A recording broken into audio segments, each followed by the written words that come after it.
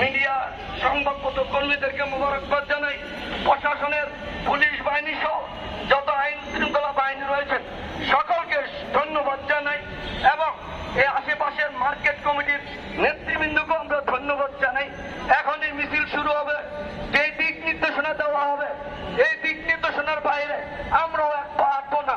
কেউ লড়বেন না, সবাই দাঁড়িয়ে থাকেন, সবাই দাঁড়িয়ে থাকেন, কেউ যাবেন না।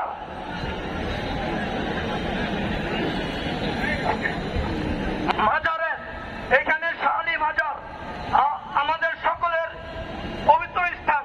এইখানে যদি কোনো কাঁচার আসর চলে, কোনো মাদকের আসর চলে, কোনো ব্যয়মানের আসর চলে, চলে কোনো দেহাবাস চলে, তাহলে আমরা সেটা প্রতিরোধ করবো।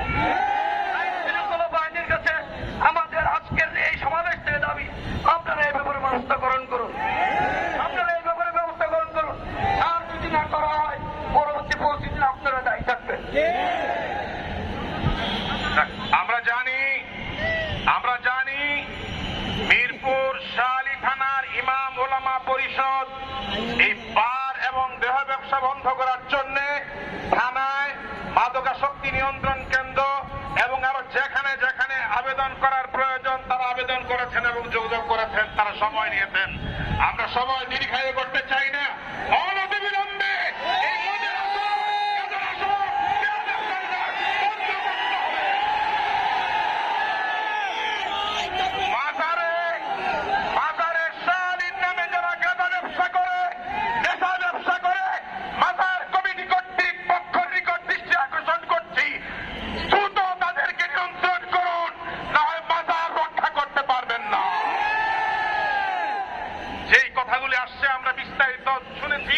সংক্ষিপ্ত ঘোষণাগুলি বললাম।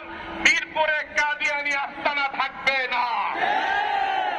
আহলে কোরআন নামের ভণ্ড বেঈমান নাস্তিক মুরতাদ আবু সাঈদকে শিক্ষা কমিশন থেকে বিতাড়িত করে ফাঁসির কাস্টে ঝুলাতে হবে।